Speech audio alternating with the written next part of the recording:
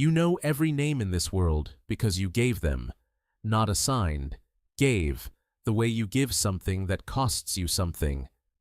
The ox lifted its heavy head, and you opened your mouth, and the word came out of you like it had always been waiting there. The cedar, the sparrow, the slow brown river that bends south past the fig grove, each name a small act of recognition, a declaration that the thing existed and mattered and had been seen. You have been doing this since before you understood what it meant to do anything. This is your world, not because it was handed to you, but because you are woven into it at the level of language, and language is the deepest kind of belonging there is. The garden does not have edges exactly. It has a quality of completeness that makes you stop looking for edges. The light here is the color of late afternoon even when it is morning, gold pressing down through a canopy so thick the shadows beneath it smell like wet earth and something older than rain. You have walked every path. You know where the deer sleep, where the water runs coldest, which trees carry fruit in which season. You want for nothing. This, you will later understand, is the condition that makes you most dangerous to yourself, not scarcity, but fullness. A man who is hungry knows what he is reaching for. A man who has everything reaches out of habit, out of curiosity, out of the terrible freedom that comes with having no practical need to fill. There is one tree you do not touch, not because you cannot, because you were asked not to. The instruction was simple and was given once, and you accepted it the way you accepted everything in those early days, with a kind of easy trust that felt less like faith and more like the absence of any reason to doubt. The tree stands near the center of the garden. It is not grotesque. It does not hum with menace or pulse with dark light, the way danger announces itself in stories told much later. It looks exactly like the others. That is the detail that will haunt you. It looks exactly like the others. You see her near it in the long gold of mid-morning. She is not alone. Something low and long moves through the grass at the base of the tree, and the conversation it is having with her is quiet enough that you cannot make out the words from where you stand. You take one step closer. Then you stop. You are close enough now to hear the shape of the argument, even if you cannot catch every word. Did God really say? The question rises in the air between them like smoke.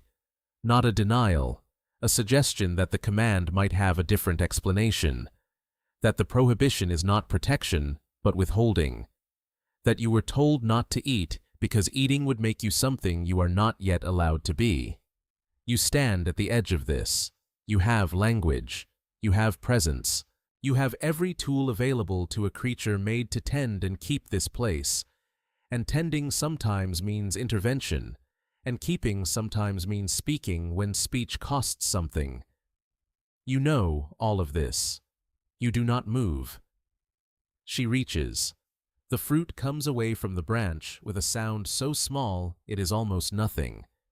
She looks at it in her hand. Then she looks at you, and you cross the distance between you without deciding to, because that is the nature of the choice you are actually making. Not the dramatic choice, not the one that will be recorded and retold, but the quiet prior choice to be where she is, always, regardless of what where requires. She holds it toward you. Her face is open in a way that is new, not afraid, not triumphant, something between revelation and invitation, as if she has walked through a door and turned back to find you still standing in the frame and is waiting with a patience that will not wait forever. The fruit is warm in her palm, the same temperature as living skin. It smells like every other fruit in the garden, sweet, clean, with that faint green edge that means it came from something alive. You take it. You feel the weight of it settle into your hand, and you understand, with the full clarity of a man made of language, exactly what this weight means. You eat. There is no thunder, no crack in the sky, no physical sensation of transformation, no searing heat or cold darkness or anything the moment seems to deserve. What comes instead is quieter and worse. It arrives the way dawn arrives, not as an event, but as a gradual, undeniable fact. You know things now, not more things, different things. You know what you are in the way you could not know before, which means you know what you are not, what you lack, what you will eventually lose. You know you are going to die. You know she is going to die.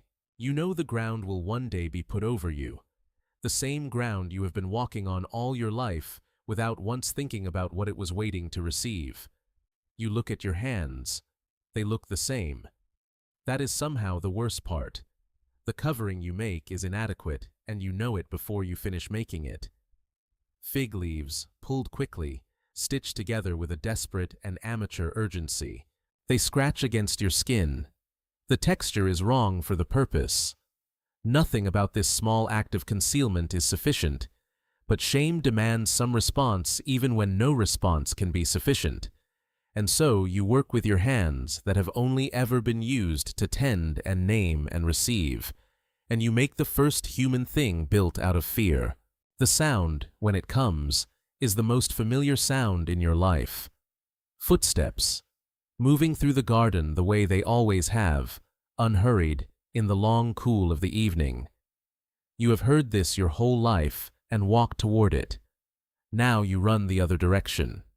You choose a dense cluster of trees near the river bend, where the shadows pool blue-black and the canopy closes overhead. You can hear your own breathing. She is beside you. Neither of you speaks. The voice that follows is not loud. It does not need to be. Where are you? Not a location question. You understand this immediately, because you are a man of language, and you know the difference between a question that seeks coordinates and a question that seeks a confession. Where are you compared to where you were? For you is not confused about your coordinates.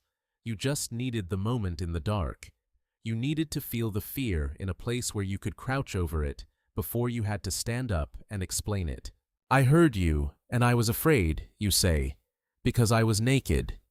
Who told you that you were naked? Your mouth opens. You hear the question land in the exact center of everything you have been trying not to look at since the moment the knowledge arrived. Nobody told you. You simply knew, and you only knew because you had done the one thing you were asked not to do, and the knowing was the consequence, immediate and total, with no gap between the action and its price. And then you say it. The sentence you will carry longer than anything else. You point to her and you say, "The woman you gave me, she gave me the fruit." Two betrayals braided into one. You name her as the cause. You name God as the author of the cause. It is true in the narrowest sense and cowardly in every sense that matters. And you know both things at the same moment you say it, and you say it anyway, because you are afraid, and fear has a way of reaching past everything you know to be good in you and speaking first. She says, the serpent deceived her. The serpent offers nothing. Consequence unfolds in order, like a document being read aloud in a room where everyone already knows the contents. The serpent, then her, then you. The ground changes its relationship to your hands, not tonight, not visibly, but in principle, permanently. It will resist you. It will grow thorns alongside the wheat. Every harvest will cost something. The ease of your whole life until this moment was not the natural state of things. It was a gift, and now the gift is restructured into something you will have to work for with your whole body until your body gives out. Before you leave, coverings are made. Not the fig leaves, something that lasts. You stand still while this happens, and you do not fully understand it. In the same breath as the consequence comes provision. The punishment is real. The care is also real. They do not cancel each other. This is the thing you will spend the rest of your life trying to hold in your mind simultaneously, that you can be guilty and still looked after, exiled and still clothed, east of the gate and still known. You walk out. The gate closes behind you, not with a slam, but with a finality that is worse than violence, the quiet certainty of a thing that will not reopen. Ahead of you is everything that has not yet happened. The first fire you will learn to make yourself, the first winter, the first grave. She is beside you, which is not comfort exactly, but it is not nothing. You chose her before you chose the fruit, and she is still here, and you are walking east into a world that has your name on it in a different sense than the garden did. The ground beneath your feet is harder. The light is the same sun, but you are no longer native to it in the same way. You look down at your hands, the hands that named creation, the hands that took what they were offered, the hands that pointed at the only other person in the world when you needed something to stand between you and your own account of yourself. These hands.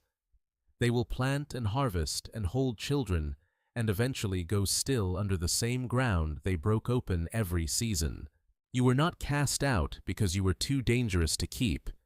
You were cast out because you had become something new, and the garden was for the creature you had been, and that creature was gone now, and what was left was a man, brilliant, ashamed, mortal, capable, alone with the weight of a knowledge he had wanted and gotten and could not put down.